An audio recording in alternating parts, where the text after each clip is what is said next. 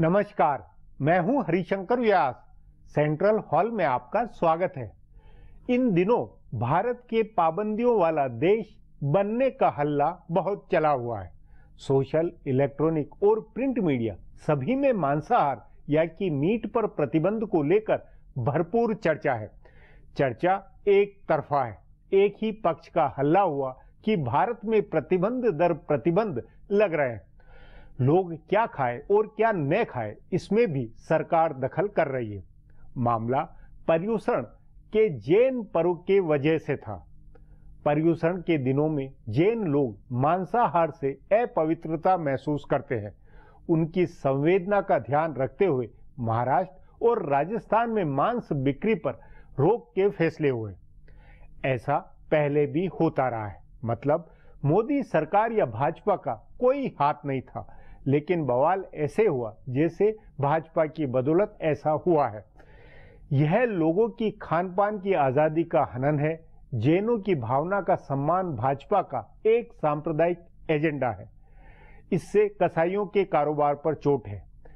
शिवसेना के उद्धव ठाकरे के जैनियों के खिलाफ बोलने से भी मामला और भड़का।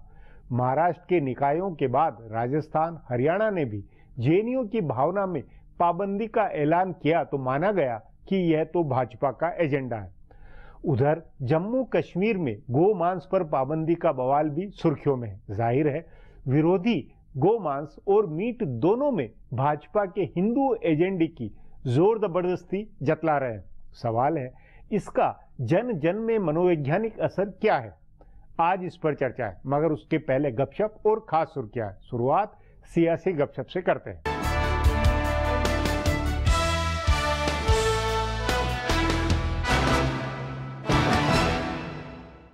कांग्रेस पार्टी राहुल गांधी को फिर रिलॉन्च करने की बात कर रही है। 20 सितंबर को दिल्ली के रामलीला मैदान में होने वाली किसान सम्मान रैली को राहुल की रिलॉन्चिंग की रैली कहा जा रहा है। इससे पहले इसी साल अप्रैल में किसान और खेत मजदूर रैली में भी राहुल गांधी लॉन्च हुए थे। तब वे 56 दिन की छुट्टी मनाकर लौटे थे और संसद में दिखने से पहले सीधे रामलीला मैदान में मंच पर दिखे थे। इससे पहले कांग्रेस पार्टी ने राहुल गांधी को जनवरी 2013 में जयपुर के चिंतन शिविर में लॉन्च किया था। उस समय राहुल गांधी को पार्टी का उपाध्यक्ष बनाया गया था और उन्होंने बड़ा भावनात्मक भाषण देते हुए सत्ता को जहर बताया था। और उससे भी बहुत पहले 2004 में राहुल गांधी वास्तव में लॉन्च हुए थे, जब अमेठी से चुनाव लड़कर सांसद बने थे। वे पार्टी महासचिव भी रहे और यूथ कांग्रेस व NSUI का काम संभाला। कांग्रेस के जानकार नेताओं का कहना है कि 20 सितंबर की रैली राहुल को श्रेय देने के लिए सबसे बेहतरीन मौका है। उन्होंने 2013 में भूमि अधिग्रहण बिल बनवाया था। नरेंद्र मोदी की सरकार इस बिल को बदल रही थी, सो उन्होंने इसके खिलाफ मोर्चा खोला और सरकार को मजबूर किया कि वो इस बिल को न बदले। ये बड़ी राजनीतिक जीत है जिसका श्रेय राहुल को धूम धड़ाके के साथ दिया जाए तो उनका नेतृत्व आम लोगों में स्थापित होगा। इसलिए किसान सम्मान के नाम पर राहुल की उपलब्धि बताने के लिए रैली का आयोजन हुआ। केंद्र सरकार पता नहीं जानबूझकर ऐसा कर रही है या अनजाने में हो रहा है कि वह कांग्रेस पार्टी को एक के बाद एक भावनात्मक मुद्दे देती जा रही है। इंदिरा और राजीव गांधी के नाम पर जारी डाक टिकटों को बंद करने का फैसला भी ऐसा ही है। सरकार कह रही है कि वह दूसरे स्वतंत्रता सेनानियों और महापुरुषों को सम्मान देना चाहती है, लेकिन सवाल है कि उन्हें सम्मान देने के लिए यह जरूरी है कि पहले जिनको सम्मान मिला हुआ है उनको अपमानित किया जाए। इसी तरह सरकार ने कांग्रेस अध्यक्ष सोनिया गांधी के दामाद रॉबर्ट वाड्रा को हवाई अड्डों पर मिली सुरक्षा जांच से छूट को खत्म कर दिया है। यह कोई ऐसा मामला नहीं था जिसका बहुत बड़ा मुद्दा बनना चाहिए था। उन्हें SPG की सुरक्षा मिली है, इसलिए यह छूट मिली थी। अब यह अजीबोगरीब स्थिति रहेगी कि SPG की सुरक्षा में चल रहा आदमी हवाई अड्डे पर आम लोगों के बीच खड़े होकर सुरक्षा जाँच करा रहा है। ध्यान रहे, SPG की सुरक्षा सिर्फ प्रधानमंत्री और पूर्व प्रधानमंत्रियों के परिवार को मिलती है। इससे पहले सरकार ने इंदिरा और राजीव गांधी के नाम से चलने वाली योजनाओं के नाम बदल दिए। ये सारे मामले ऐसे हैं जिनका कांग्रेस राजनीतिक इस्तेमाल कर सकती है। कांग्रेस नेताओं ने डाक टिकट के मामले पर आंदोलन शुरू कर दिया है और सभी मुद्दों को एक साथ जोड़कर इन्हें भावनात्मक रूप देगी, ताकि यह लगे कि भाजपा की सरकार नेहरू गांधी परिवार से निजी बदला निकाल रही है। राजद, जदयू और कांग्रेस के महागठबंधन को तमाम ताज़ा चुनाव पूर्व सर्वेक्षणों में बढ़त दिखाई जा रही है। साथ ही नीतीश कुमार को मुख्यमंत्री पद के लिए सबसे लोकप्रिय दावेदार भी बताया जा रहा है। लेकिन असदुद्दीन ओवैसी और पप्पू यादव ने नई चुनौती खड़ी कर दी है। इन दोनों नेताओं का आक्रामक प्रचार महागठबंधन के लिए मुश्किल खड़ी कर रहा है। दोनों नेताओं ने उसी इलाके को टारगेट किया है जहां से महागठबंधन को सबसे ज्यादा सीटों की उम्मीद है। हाल में हुए सर्वेक्षणों में कोशी और सीमांचल में भाजपा गठबंधन की स्थिति कमजोर बताई गई है। लेकिन अगर ओवैसी और पप्पू यादव का फैक्टर चलता है तो भाजपा लड़ाई में आ सकती है। महागठबंधन से जुड़े जानकार नेताओं का कहना है कि वोट काटने के लिहाज से इन दोनों नेताओं का जितना असर है उससे ज्यादा असर इनकी बयानबाजी का हो रहा है। जैसे पप्पू यादव ने लालू प्रसाद को ही वोट कटुआ नेता बताना शुरू कर दिया है। वे ऐसा प्रचार कर रहे हैं जैसे उनके असर वाले इलाके में लालू प्रसाद बेअसर हैं। इस प्रचार से मतदाताओं में कंफ्यूजन पैदा हो रहा है। दूसरी ओर ओवैसी बार बार बयान दे रहे हैं कि महागठबंधन कमजोर है। उन्होंने भाजपा की मदद के लिए चुनाव लड़ने के आरोपों को खारिज करते हुए कहा कि महागठबंधन अपनी कमजोरी का ठीकरा मेरे ऊपर न फोड़े। महागठबंधन की कमजोरी वाले बयानों से भी मतदाताओं में दुविधा पैदा हो सकती है। अब आज की सुर्खियां ये लीक से कुछ हटकर है और इनसे देश की दशा दिशा को बूझ सकेंगे।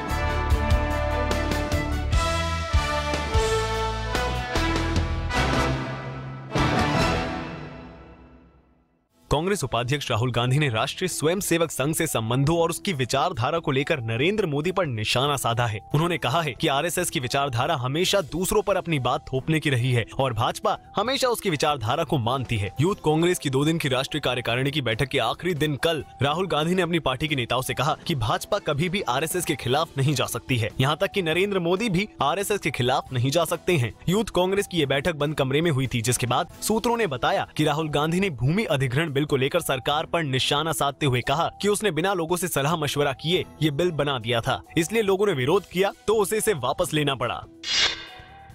दिल्ली में डेंगू से 3 साल की एक बच्ची की मौत हो गई है। इस तरह दिल्ली में डेंगू से मरने वालों का आंकड़ा 15 हो गया है। राष्ट्रीय राजधानी में डेंगू से पीड़ित लोगों की संख्या 1900 का आंकड़ा पार कर गई है। पिछले 5 साल में डेंगू का ऐसा हमला दिल्ली में देखने को नहीं मिला था। दिल्ली में बढ़ती घटनाओं के बीच हाई कोर्ट ने आज केंद्र सरकार, दिल्ली सरकार और स्थानीय निकायों से पूछा है कि उन्होंने इसे रोकने के लिए क्या कदम उठाए हैं। चीफ जस्टिस जी रोहिणी और जस्टिस जयंत नाथ की बेंच ने इसे गंभीर मामला बताते हुए केंद्र, दिल्ली सरकार, तीनों नगर निगमों और एनडीएमसी से 24 सितंबर तक हलफनामा देने को कहा है। हालांकि अदालत ने अस्पताल की कथित लापरवाही को लेकर उनके निदेशकों के खिलाफ एफआईआर दर्ज करने से इनकार कर दिया। अदालत ने इस मामले में अतिरिक्त दस्तावेज देने को कहा है।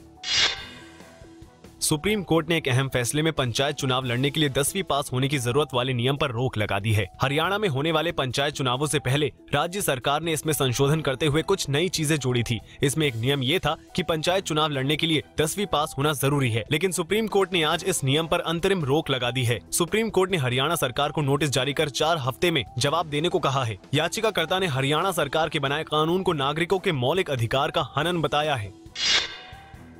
प्रधानमंत्री नरेंद्र मोदी को उनके जन्मदिन पर कांग्रेस उपाध्यक्ष राहुल गांधी ने बधाई दी है। कांग्रेस उपाध्यक्ष ने ट्विटर पर लिखा कि प्रधानमंत्री नरेंद्र मोदी जी को उनके जन्मदिन पर शुभकामनाएं। गौरतलब है कि 19 जून को राहुल गांधी के जन्मदिन के मौके पर प्रधानमंत्री मोदी ने ट्वीट करके उनको बधाई दी थी। राष्ट्रपति प्रणब मुखर्जी ने भी प्रधानमंत्री मोदी को उनके जन्मदिन की बधाई दी और साथ ही उनके उत्साह की तारीफ की। दिल्ली के मुख्यमंत्री अरविंद केजरीवाल ने भी मोदी को बधाई दी और उनकी लंबी उम्र और स्वस्थ जीवन की कामना की। मोदी ने केजरीवाल को भी उनके जन्मदिन की बधाई दी थी। भाजपा के राष्ट्रीय अध्यक्ष अमित शाह ने भी ट्विटर पर प्रधानमंत्री मोदी को बधाई दी। केंद्रीय मंत्रियों राजनाथ सिंह, अरुण जेटली आदि ने भी मोदी को उनके जन्मदिन पर बधाई दी। फिलहाल अब एक ब्रेक है, फिर खुलासा होगा।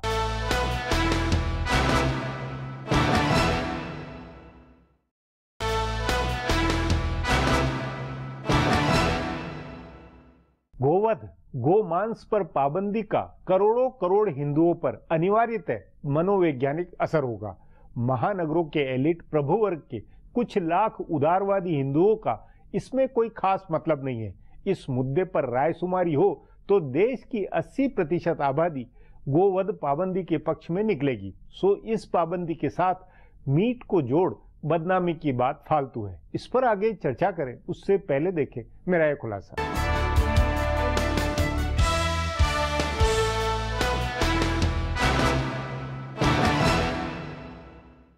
भारत में इन दिनों कई तरह की पाबंदियों को लेकर खूब हल्ला है। आज गणेश चतुर्थी के मौके पर बेंगलुरु से लेकर कई दूसरे शहरों तक में मांस की बिक्री पर पाबंदी लगी रही। इससे पहले जैनियों के पर्युषण पर्व की वजह से मांसाहार पर 4 दिन की पाबंदी लगी थी। भाजपा शासित राज्यों ने अलग अलग आदेश जारी कर मांसाहार पर पाबंदी लगाई। उससे पहले महाराष्ट्र में गोमांस की बिक्री पर पाबंदी लगाई गई थी और पिछले दिनों जम्मू कश्मीर हाई कोर्ट ने राज्य में गोवध पर पाबंदी सुनिश्चित करने के लिए सरकार को आदेश दिया। इससे पहले केंद्र सरकार अश्लील वेबसाइटों को बंद करने के मामले में सुप्रीम कोर्ट गई थी। एक तरफ तो ये पाबंदियां हैं और दूसरी ओर इनका विरोध है। इन दोनों कामों के गंभीर राजनीतिक मतलब हैं। भाजपा की राज्य सरकारें जो कुछ भी कर रही हैं, वह बेमतलब नहीं है। धार्मिक पर्व और मांसाहार का त्याग दोनों आपस में जुड़े हुए हैं। ऐसे मौके पर मांसाहार पर पाबंदी धार्मिक भावनाओं को उभारने के काम आती है। अगर बारीकी से देखा जाए तो पिछले 1.25 साल में ऐसी कई घटनाएं हुई हैं जो लोगों में धार्मिक भावनाओं को बढ़ाने वाली हैं। दिल्ली में औरंगजेब रोड का नाम बदलने का मामला हो या योग उत्सव मनाने का, सबका मकसद धार्मिक भावनाओं को बढ़ाना है। यह राजनीति का एक अहम पहलू है। प्रख्यात राजनीतिक चिंतक मैकियावेली ने लिखा है कि जनता में धार्मिक भावनाएं बढ़ानी चाहिए क्योंकि धार्मिक जनता पर राज करना आसान होता है। बहरहाल भाजपा के नेताओं को बिना मैकियावेली को पढ़े ही ये जानकारी है कि धार्मिक जनता पर शासन करना उनके लिए बहुत आसान है। उनसे वोट लेना भी आसान है और उन पर शासन करना भी। सो मांस पर पाबंदी हो या गोमांस पर पाबंदी हो या अश्लील साइटों पर रोक लगाने का मामला हो, सब में एक बात कॉमन है कि ये हिंदू संस्कृति, परंपरा और समाज व्यवस्था में मान्य सिद्धांतों के अनुकूल हैं। इसलिए भी भाजपा की सरकारें इस पर बुद्धिजीवी वर्ग या मीडिया के एक हिस्से में चलाए जा रहे अभियान पर ध्यान नहीं दे रहे हैं। उनको पता है कि देश के बहुसंख्यक लोगों में इन पाबंदियों को लेकर नाराजगी नहीं है, उल्टे स्वीकार का भाव है। दूसरी ओर इसका विरोध करने वाले जो समूह हैं, उनकी अपनी राजनीति है। मिसाल के तौर पर मुंबई में मांस पर लगी पाबंदी का शिवसेना और महाराष्ट्र नव निर्माण सेना ने विरोध किया। दोनों पार्टियों ने इस पाबंदी को मराठी बनाम गुजराती की लड़ाई बनाने की कोशिश की। मुंबई में इस तरह का विभाजन शिवसेना को फायदा पहुंचाने वाला होगा। उसे भाजपा से अलग होकर बृहन्न मुंबई महानगर पालिका का चुनाव लड़ना है, इसलिए वह अभी से पोजीशनिंग कर रही है। इसके अलावा कुछ सेक्युलर बुद्धिजीवियों ने इसका विरोध किया। उनका विरोध सैद्धांतिक था। किसी भी स्वतंत्र और लोकतंत्र समाज में सरकार खान पान, पहनावे और रहन सहन को नियंत्रित नहीं कर सकती है। इस आधार पर विरोध जायज है। सरकार को इस तरह के फैसले लोगों पर ही छोड़ने चाहिए। वे अपनी पसंद नापसंद और पवित्र अपवित्र या धार्मिक अधार्मिक भावनाओं का चयन खुद करेंगे। लेकिन इस सैद्धांतिक विरोध की भी ऐसा लगता है कि सरकार को कोई परवाह नहीं है, क्योंकि इस तरह के विरोध अंततः उसके मकसद को ही पूरा करने वाले होते हैं। अब एक ब्रेक है, उसके बाद प्रतिबंधों पर हल्ले को लेकर चर्चा करेंगे।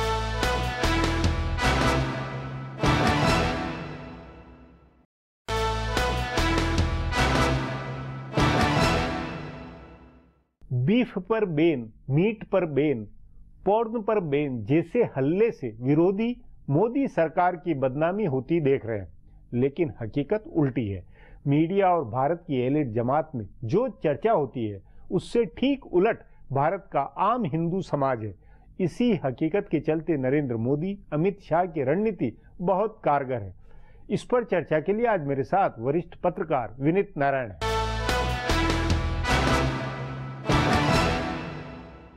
विनीत जी, गोमांस पर प्रतिबंध, मांस पर प्रतिबंध, फोर्नोग्राफी पर प्रतिबंध, उस सब के चलते जो बहस बनी है कि सरकार कुल मिलाकर हर चीज पर प्रतिबंध लगा रही है, भारत प्रतिबंधों का देश बन रहा है, ये सचमुच में बहस बात का बतंगड़ है या इसके पीछे सचमुच में कुछ राजनीतिक मकसद या कुछ ऐसा है? क्या है आखिर? देखिए व्यास जी, पहली बात तो ये कि जो प्रतिबंध लगे हैं ये कोई पहली बार नहीं लगे हैं।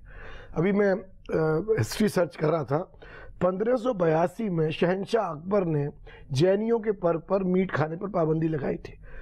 हमारा देश जो है वो बहुधर्मीय देश है, कोई इस्लामिक कंट्री नहीं है पाकिस्तान की तरह कि आज भी वहाँ हिंदू रहते हैं, माइनॉरिटी में है, लेकिन उनकी शादी को कानूनी वैधता नहीं है। हमारे देश में सभी धर्मों के लोग रहते हैं और सभी धर्मों के लोगों को अपनी आस्था के अनुसार जीवन यापन की छूट है। वो ठीक है, लेकिन लोगों का ये कहना है कि उसमें बाकी दूसरों का जीवन, दूसरों के खान पान क्यों प्रभावित हो? ऐसा होता है। अभी आप कहते हैं कि साहब हवाई जहाज में हलाल मीट क्यों मिलना चाहिए? मिलता है कि नहीं मिलता है? हवाई जहाजों में आपको जैन मील मिलता है, लहसुन प्याज के फ्री। जब आप किसी समाज के साथ इंटरेक्ट करते हैं, कॉमर्शियली करते हैं, एडमिनिस्ट्रेटिवली करते हैं, पॉलिटिकली करते हैं, तो आपको उस समाज के उस वर्ग की भावनाओं की कदर करनी पड़ती है।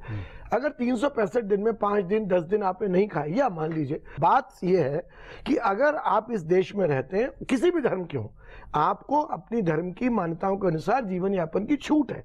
इसके साथ आपको यह भी दायित्व है आपके ऊपर कि जो बाकी के धर्मावलंबी हैं उनकी भावना आहत ना हो। और जहां तक रही बात विवाद की, जो आपने प्रश्न किया, मैं समझता हूं कि मैंने पूरा अध्ययन किया इस बारे में।